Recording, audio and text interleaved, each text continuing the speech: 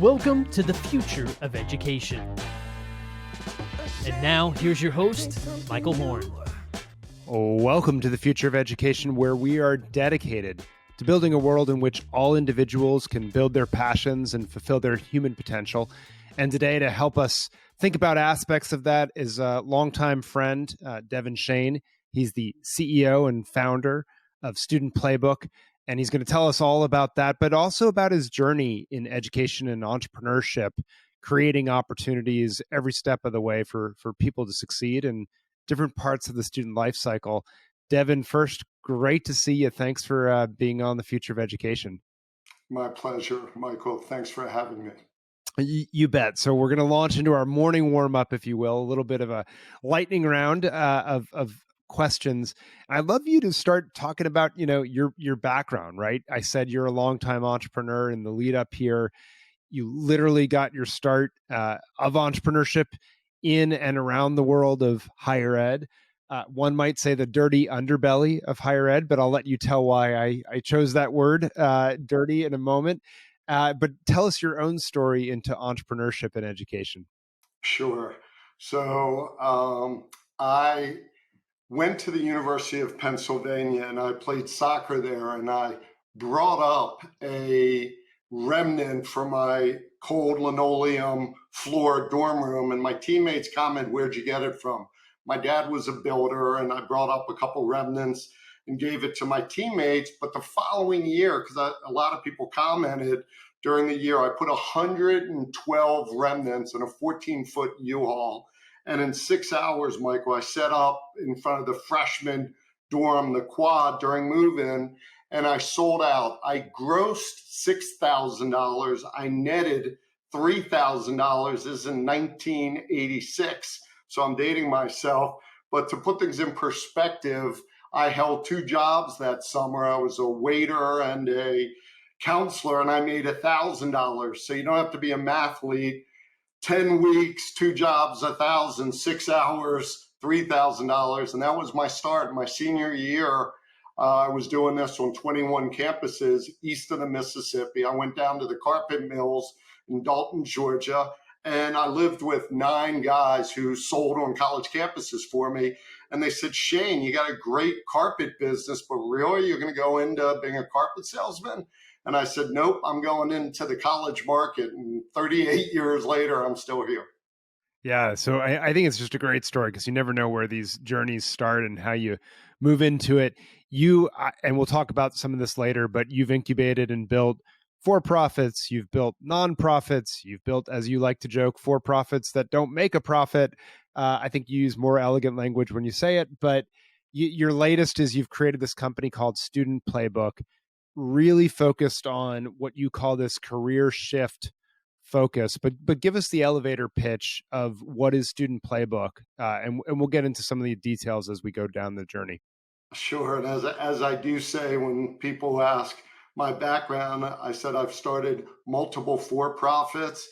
I've started a couple not-for-profits, and I have a few no-profits. That's euphemism. They didn't work out so well. Hopefully this one falls into the first bucket. But Student Playbook really was created. We call it Playbook Advances Lifelong Engagement and Career Success, helping students and alumni do 3 things: navigate new career paths, connect with other alum, and advance their careers. Perfect. So that's the elevator pitch, if you will. Let's break that down a little bit. What does it look like, and what's the big problem that you're solving for? Sure. So first of all, I talk about you need 3 things, and you can already see I'm a big fan of list of 3s when you start a business. 1, is there a market? Will the dogs eat the dog food? And clearly there is. 2, do you have the skill sets to support the problem that you're trying to solve for? And then 3, do you have a competitive advantage or a moat associated with it? I'll start there. Our competitive advantage, Michael, is working with the alumni office, which provides us their endorsement and access to their young alum from 25 to 45. There's no cost to the Alumni Association or the young alum, the job seeker.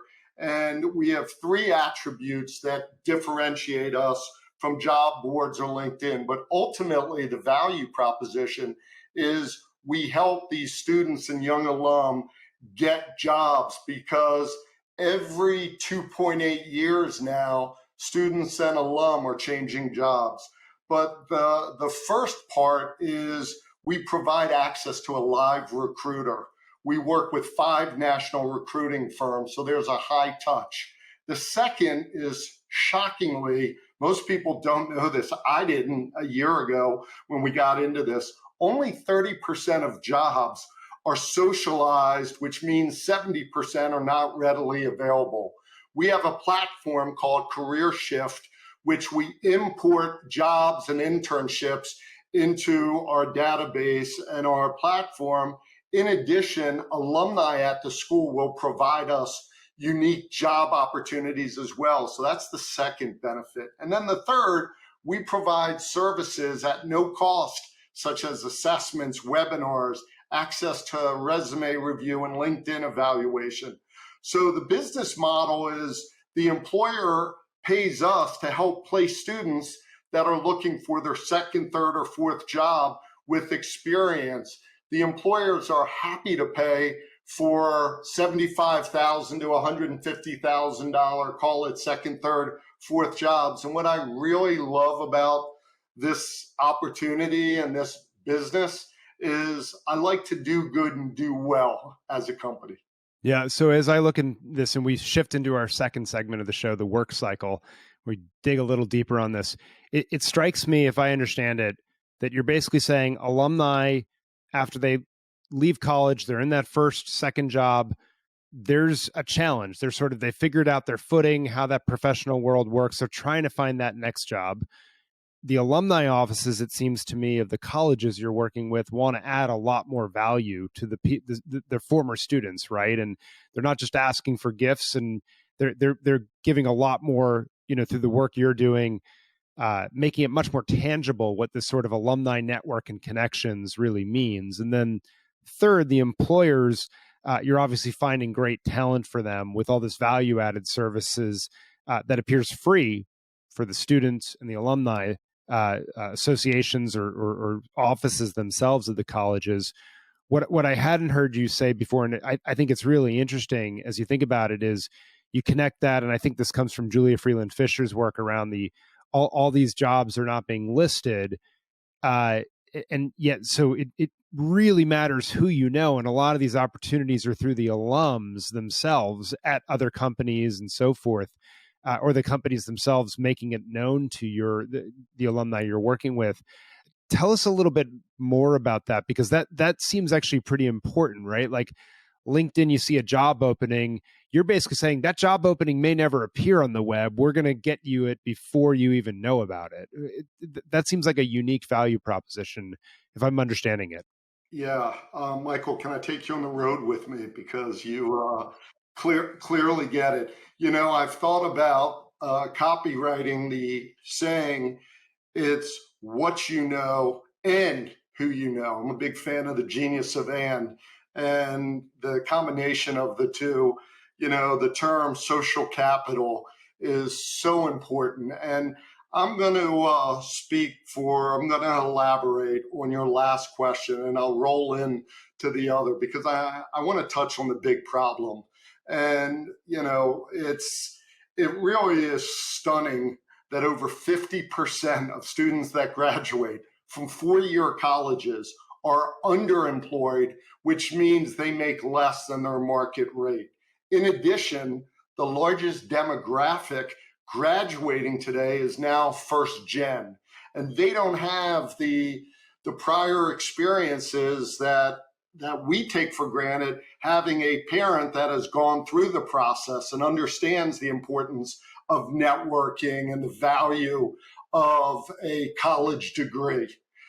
Also, many graduates are under-resourced and underserved. I think there's a misunderstanding that just because you graduate from college that you are not under-resourced, and that's not the case. So lastly, everyone else normally doesn't know what they want to do in their first job. And again, as I mentioned earlier, they're changing almost every 3 years. We are helping young alumni with lifelong career support and professional development. We're helping alumni associations build alum engagement with our services, which are so important.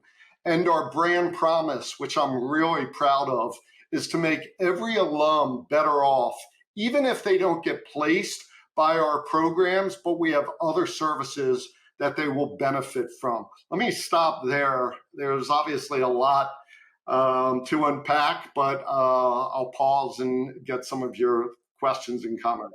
Yeah, no, and I mean, there's a lot of interesting things there, as you said, Devin, and one of them that strikes me is this point you made of the underemployment, and then the demographics of these students and how they don't have this reservoir of social capital at their disposal. Talk to us a little bit more about, who else is in this space. How are you different, perhaps, from what else is out there? Because on the one hand, like, I hear you saying these things, and I'm like, well, every alumni office ought to be tapping their, alums. It's an incredibly valuable resource in the employer market, and yet we know, by and large, them and the career offices are not doing these things. So, why is what you're doing novel, and who else is in the space? Yeah, so obviously an important consideration. So first, we are leveraging the trusted relationship that schools have with their constituents to help students and alumni navigate the career journey and provide them with value-added career services while meeting the talent demand of employers, workforce development organizations, and staffing agencies. I want to reference that my carpet business it started as Campus Carpets. We've got you covered. I haven't used that line in a long time. And then I got into on-campus marketing, which I'm proud to say is 35 years old. I sold it 20 years ago. And there are multiple programs, but I use the same model today that I did 35 years ago. We get the endorsement, the affinity, the imprimatur of the university. We provide a frictionless, really a work-free, no cost to the organization. In this case, it's the Alumni Association. And there's no cost to the young alum or the alumni themselves. So it's really a model that is somewhat unique because they don't have to pay on both sides, the university side and the job seeker side. And we are increasing the level of engagement for the Alumni Association by, in essence, white labeling their service. And we're really creating opportunities for alumni that they're not getting, candidly, from either their alumni association or their career services. There's only one counselor per 1,800 students. It's really difficult to place. So again, let me stop there for a second. There's a lot more that I can talk about related, but I will turn it back to you, Michael. Yeah, no, it's super interesting. And obviously the cost value prop is a big piece of this for the alumni offices. They don't have to pay anything. Students don't have to pay alums don't have to pay anything. They get access to these services. I want to, how's it going so far? What have you learned along this journey of starting up the company? Yeah, so you see my gray hair? Before I started, it wasn't nearly as salt and peppered, and I've got a lot of scar tissues as well. But let me first, before I touch on what I've learned, let me elaborate a little more on the problem and the solution. I mean, we're in a very dynamic, as you know, better than most, economic and education environment. And we want our graduates to be successful in the world of work. More broadly, the country needs an educated workforce that gets a positive ROI from the investment in higher education. We believe we can make a positive impact by serving institutions and individuals in new ways by reducing friction in the connection between education and employment. In addition, there is tremendous concern that colleges and universities don't provide the level of resources to help students get good jobs. There are two places that generate revenue on college campuses, as you know: enrollment on the front end and alumni on the back end. Unfortunately, the Career Center, which reports into student affairs, doesn't generate any revenue, which is part of the problem. Unfortunately, alumni associations normally ask for two things from alum: come to the reunion, which last week was my 35th, you can do the math, and two, donate. Alum want career support and professional development and strong networking. So our evidence is that the alumni associations are valuing this program, which is in a pilot stage right now, but also we're getting hundreds of job seekers from each school looking for recruiter support. We call this proof of concept, and working on the different revenue streams, such as getting paid by the employer to place students. So it's actually working really well. The Alum Association really values this turnkey, frictionless program, and the alum or the job seekers are raising their hand and saying, we want to talk to a live recruiter, we want some unique job opportunities, and we want some of these services at no cost. And it's actually the proverbial win-win.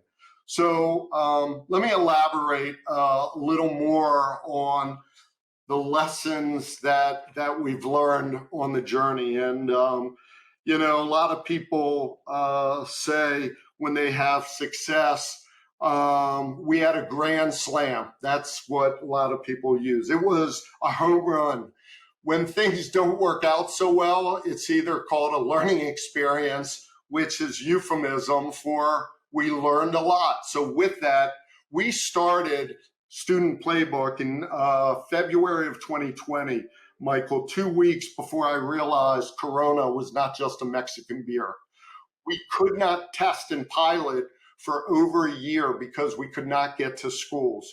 When we eventually got to schools, my original premise, which I haven't talked about yet, but I'm going to admit now, was Gen Z lack life skills for three reasons. One, they spend 10 to 12 hours a day on screen time.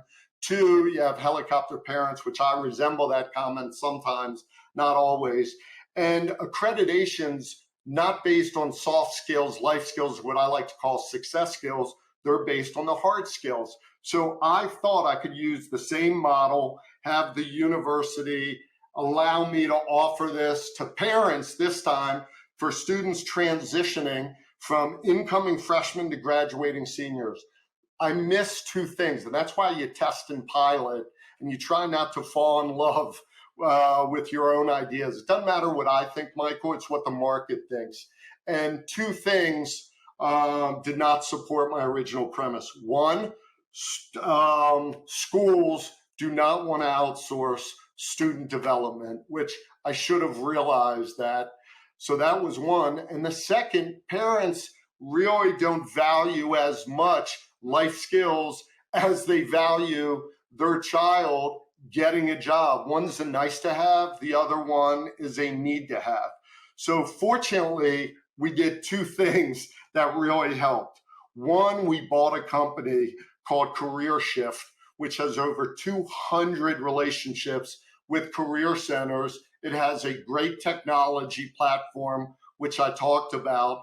And the third thing, it has a terrific founder that's still with the organization.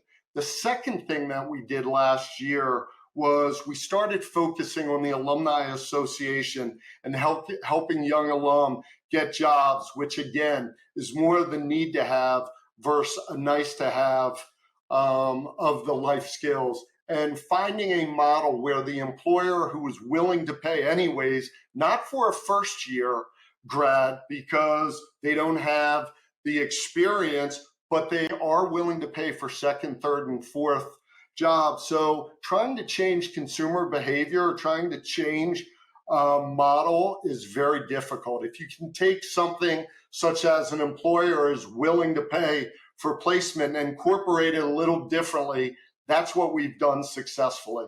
So we've learned a lot, we've had to pivot, and we continue to learn by listening to the different constituents, the alumni associations, the job seekers, the recruiters, and the employers. Again, I'll stop there. No, super interesting, Devin, and something to follow. I want to shift to our third segment, specials. And up front, you mentioned that you've founded a bunch of things. You know, you've alluded to the for-profits, the nonprofits, and the no-profits. But I want to go into one of my favorites, which is I've had the privilege of being on the advisory board of, which is a nonprofit, Shalom Learning. So as we start to wrap up here, maybe give us the problem that Shalom Learning was designed to tackle and how that's gone so far. Yeah, thanks, Michael. And you were incredibly helpful in getting that started with a great book that I think is probably over 10 years old now, Blended, which was my original executive director's Bible, which is about as high a compliment as you can get. So I started the organization in 2011, wow, 12 years ago, because I hated Hebrew school and my children hated it as well. It's a really bad model. And I'm generalizing, but the majority of people don't like driving 15, 30 minutes for an hour and a half after school of 6 hours. And you have curriculum that's not well packaged, that's not compelling. And you have teachers, candidly, that only teach 3 hours a week. How good can you be? And most of them do it because they make $5 more than their day job. So being a ed tech entrepreneur and a serial entrepreneur, I thought there was a better way. And I ended up creating Shalom Learning focused on 3 areas. One, creating an LMS, a learning management system, because Gen Z, their community, although a lot of the synagogues didn't like this initially, when I said these students, they want to be online and in person is a value, but there are also many rural areas that don't even have the option. So one, creating an LMS, because that was a more compelling community for 7 to 13-year-olds. 2, we took curriculum and we curated best in class out there and we repackaged it. And that was really valuable. And the third, quite frankly, I should have valued this more initially, but I do now, 10 years later. It's teacher training and really teach them how to be effective, both online, in person, blended, in the classroom, as well as out of the classroom. And what I like to say is I took 19th century teaching as a modality with 20th century teachers and 21st century learners and closed the gap. And I'm proud to say we started with 7 students the first year. In 2019, we had 7,000 students, and we were the beneficiary of COVID because the market came to us when all the synagogues were closed. We had this successful platform, and now we have over 22,000 students. We're in 11 countries, predominantly supporting military families whose children had nowhere to learn. It's basically an online Hebrew school, and we educate over 3,000 teachers. So I'm really proud of the success and, most importantly, the efficacy for the student, for the teachers, and for the synagogues is better than the old model. Phenomenal stuff. I will say, if my kids' temple tunes in, you all do a great job. You're the exception that proves, frankly, the rule that Devin started out with, which is that most of us Hebrew school experience is not all that great, but tremendous thing that you've built. Last segment as we wrap up here, it's closing time. And as a serial entrepreneur, I know you take seriously not only the ventures you start and the impact you make and the success you have, and as you say, doing well by doing good, but you also take seriously helping others start on their own entrepreneurial journey and solving meaty problems. And so I suspect there's a few ways you could take this, but give for those tuning in who fit that profile, they want to start something, they want to solve a problem. Give us some parting advice and words of wisdom. Sure, thanks. So I'm going to give one anecdote and one best practice, but let me start at a high level. I love to learn, I love to teach, and I really value model the masters and best practices. And I actually like to solve problems, but candidly, I'd rather be a fast follower than a pioneer, because pioneers get arrows in their back. But let me start first with a anecdote, or I'm actually going to end with the anecdote. Let me start with a best practice.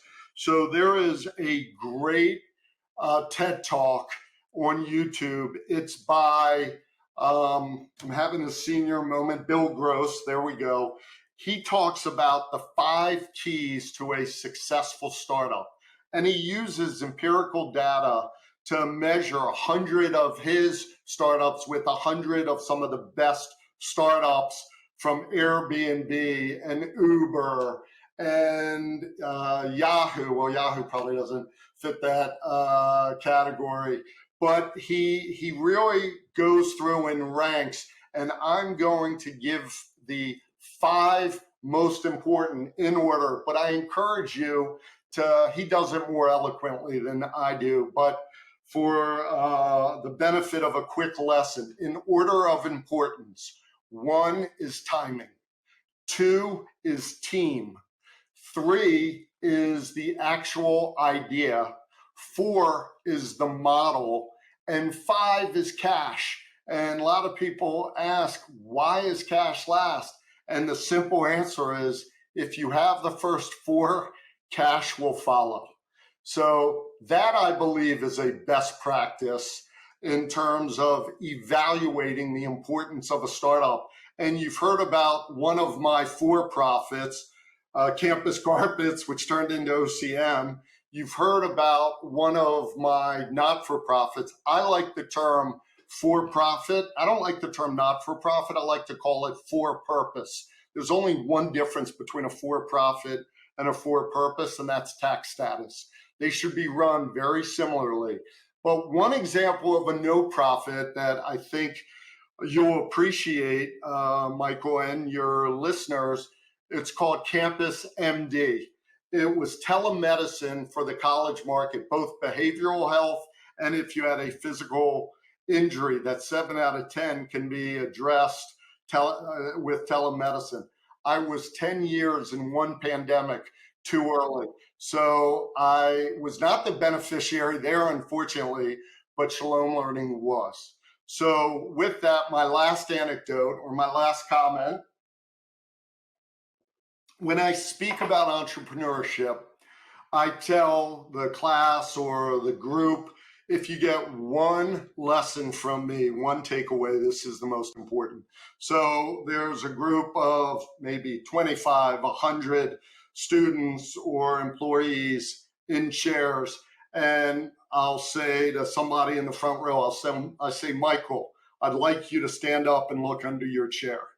And you'll stand up, look under your chair, and you'll pull out, I taped a dollar bill underneath. I probably should have for visual benefit. Let's see if I have a dollar bill. So Michael, you would be going like this. And I'd say, Michael, do you know what that dollar bill represents as it relates to entrepreneurship? And you'll say a bonus. And I'll say no. You'll say lunch money. I'll say maybe, which is a nice way of saying no. I say this is the most important lesson regarding entrepreneurship. That dollar represents you got to get off your behind to make a buck in this world. And ultimately, that's the key to entrepreneurship. Love it. Love it. I love that story. I've used it since you first told me. Credit you, of course, but Devin Schain, thank you so much for joining us on the Future of Education and the work that you are doing around helping people navigate this increasingly complex world of careers and frankly, adding a lot more value to every step of that process. Thanks, Devin. Michael, thank you. And we'll be back next time on the Future of Education.